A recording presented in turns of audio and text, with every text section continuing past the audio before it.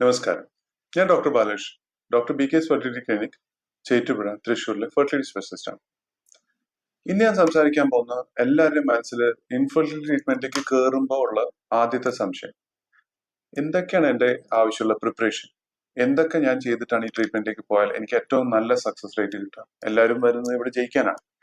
എനിക്ക് ഒരു കുട്ടിയെ കിട്ടാനായിട്ടുള്ള എന്തെങ്കിലും തടസ്സങ്ങൾ മാറ്റിയിട്ടാണ് ഞാൻ ചെയ്യേണ്ടത്. അപ്പം എന്തൊക്കെയാണ് പ്രിപ്പയർ ചെയ്യുന്നതെന്നാണ് വീഡിയോ ആണ്. അപ്പൊ ഫസ്റ്റ് നമ്മൾ ആലോചിക്കേണ്ടത്, പ്രഗ്നൻസിക്ക് എൻട്രി ചെയ്യുമ്പോൾ സാധാരണ നമുക്കൊരു ഡയഗ്നോസിസ് വേണം. എത്രയോ പേർക്ക് ഈ ഡയഗ്നോസിസേ അറിയില്ല. അൺനോൺ ഇൻഫെർട്ടിലിറ്റി എന്ന് പറയും, അല്ലെങ്കിൽ ആട്രോജനിക്, അല്ലെങ്കിൽ അൺഎക്സ്പ്ലെയിൻഡ് ഇൻഫെർട്ടിലിറ്റി എന്ന് പറയും. ശരിക്കും അൺഎക്സ്പ്ലെയിൻഡ് ഒരു കാരണം പറയാൻ പറ്റില്ല. എന്തെങ്കിലും കാരണം ഇല്ലാതെ പ്രഗ്നൻസി ഇല്ലാതിരിക്കില്ലല്ലോ, എന്തെങ്കിലും കാരണം ഉണ്ടാവും. അപ്പൊ പ്രഗ്നൻസി ആവാൻ നമുക്ക് 3 കാര്യങ്ങൾ വേണം. ഒന്ന്, ഗർഭത്തിന്റെ വായിൽ വരുന്ന ബീജങ്ങൾ പെർഫെക്റ്റ് ആയിരിക്കണം. ഈ സൈഡിലെ അണ്ടങ്ങൾ പെർഫെക്റ്റ് ആയിരിക്കണം. അപ്പൊ ഈ ഉള്ളിലത്തെ ലൈനിങ്ങിൽ കുട്ടിക്ക് ഇരിക്കേണ്ട സ്ഥലവും കറക്റ്റ് ആയിരിക്കും. അപ്പൊ ഈ ഇൻഫെർട്ടിലിറ്റി, ഞാനിതിൽ IVF എന്നല്ല പറയുന്നത്, മൊത്തം ഇൻഫെർട്ടിലിറ്റിയുടെ പ്രിപ്പറേഷൻ ആണ്.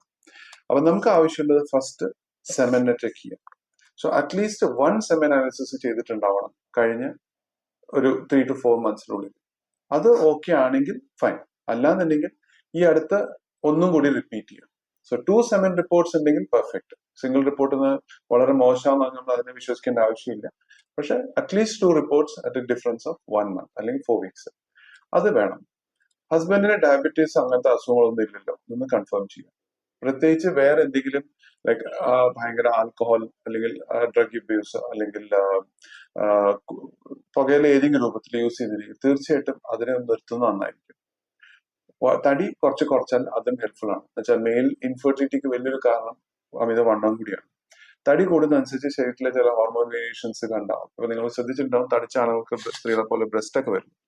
അവർക്ക് ഈ ബ്രസ്റ്റ് വരുന്നതിന്റെ അർത്ഥം അവരെ ശരീരത്തിലെ സ്ത്രീകളുടെ ഹോർമോൺസ് വരുന്നുണ്ട്. അപ്പൊ ആ ഹോർമോൺസ് കാരണം ചിലപ്പോൾ ബീജങ്ങളുടെ കുറച്ച് ആരോഗ്യം കുറയാം. അപ്പം ഈ പറഞ്ഞ പ്രശ്നങ്ങൾ എന്തെങ്കിലും ഉണ്ടെങ്കിൽ അതിനെ കറക്റ്റ് ചെയ്യും. അണ്ടങ്ങളുടെ നമുക്ക് ക്വാണ്ടിറ്റിയും ക്വാളിറ്റിയും അറിയണമെങ്കിൽ ഏറ്റവും ഇമ്പോർട്ടന്റ് ഏജ് ആണ്. 19 to 35 years ആണ് പെർഫെക്റ്റ്. പക്ഷെ അതിന്റെ അപ്പുറം കിട്ടില്ല എന്നല്ല, സാധ്യത കുറച്ച് കുറയും. പക്ഷെ എഗിന്റെ ഒരു ഏതാണ്ട് അപ്രോക്സിമേറ്റ് ഐഡിയ കിട്ടാൻ serum AMH, anti Mullerian hormone hormone test ചെയ്ത് സ്റ്റാർട്ട് ചെയ്യുന്നത് നല്ലത്. അതൊരു മിനിമം 2.5 നാനോഗ്രാംസിന്റെ മുകളിലേക്കാണെങ്കിൽ നല്ലത്. അതിന്റെ അർത്ഥം അതിന്റെ താഴേക്ക് കിട്ടില്ല എന്നല്ല. 2.5 to more ഉണ്ടെങ്കിൽ അത്യാവശ്യം നല്ല സംഖ്യയിൽ ക്വാണ്ടിറ്റി എഗ്സ് ഉണ്ടെങ്കിൽ അതിന്റെ ക്വാളിറ്റിയും നന്നായിരിക്കും. അത് 6.5ന്റെ മുകളിലേക്ക് പോയിട്ടുണ്ടെങ്കിൽ പോളിസിസ്റ്റിക് ഓവറിയാണ്. ഒരുവിധം നോക്കിയാൽ നല്ലതാണ്, കുറെ എഗ് ഉണ്ട്, നമുക്ക് പ്രഗ്നൻസി ആവാൻ നിറച്ച് സമയമുണ്ട് എന്നർത്ഥം.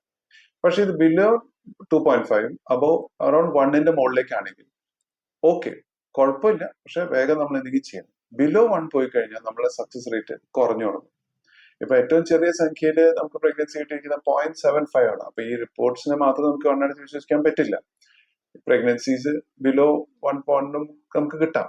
പക്ഷെ കുറയുന്ന അനുസരിച്ച് നല്ല എഗ്ഗിന്റെ പെർസെന്റേജ് കുറഞ്ഞുകൊണ്ടിരിക്കും. അപ്പോ പറ്റാവുന്നത്രയും എത്ര വേഗത്തിൽ ഞാൻ അടുത്ത സ്റ്റെപ്പിലേക്ക് കടക്കണം ഹെൽപ്പ് ചെയ്യുന്ന ഒരു ടെസ്റ്റ് ആണിത്. മൂന്നാമത്തെ കാര്യം, ഇതിനുള്ളിൽ നമുക്ക് പോകേണ്ട വഴി, ബീജത്തിന് സഞ്ചരിച്ച് ഇങ്ങോട്ട് എത്തേണ്ട ഈ വഴി. ഈ യൂട്രസിലും ട്യൂബ്സിലും കുഴപ്പമൊന്നുമില്ലല്ലോ. ഇവിടെ യൂട്രസിനുള്ളിൽ ഫൈബ്രോയിഡ്സ്, മുഴകള്, പല പോളിപ്സ്, തടിപ്പ് പോലെ, അല്ലെങ്കിൽ വേറെ എന്തെങ്കിലും ലൈനിങ്ങിലെ ഇഷ്യൂസ്, ഇതില് അബ്ഡോമിനൽ ജന്മനാൽ യൂട്രസിൽ വല്ല സെപ്റ്റ അല്ലെങ്കിൽ അത് ബൈക്കോണൽ യൂട്രസ് അങ്ങനത്തെ എന്തെങ്കിലും പ്രശ്നങ്ങളുണ്ടോ. ട്യൂബ്സ് ഏറ്റവും ഇമ്പോർട്ടന്റ് ആണ്. ട്യൂബ്സ് നമുക്ക് ഒരിക്കലും സ്കാനിൽ കാണാൻ പറ്റില്ല. പരിശോധിച്ച് നോക്കിയാലും മനസ്സിലാവില്ല, തൊട്ട് നോക്കിയാലും മനസ്സിലാവില്ല. ഇത് മനസ്സിലാക്കാൻ ഏറ്റവും സിമ്പിൾ ആയിട്ട് HSG എന്നൊരു എക്സ്റേ എടുത്താൽ മതി. ട്യൂബ്സ് രണ്ടില് ഒരു ട്യൂബായാലും ഓപ്പൺ ആയിരിക്കണം. രണ്ടും ഓപ്പൺ ആണെങ്കിൽ നല്ലത്. അറ്റ്ലീസ്റ്റ് ഒരു ട്യൂബായാലും ഓപ്പൺ ആയിരിക്കണം.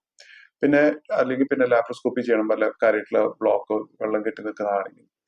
ഇതല്ലാതെ വൈഫിന്റെ കാര്യത്തിലും വല്ല ഷുഗർ, തൈറോയ്ഡ് അങ്ങനത്തെ ഇഷ്യൂസ് വല്ലതും ഉണ്ടോ, വൈഫും തടി കുറച്ചിരുന്നാൽ നല്ലത്. എത്രയാണ് ഹൈറ്റ്?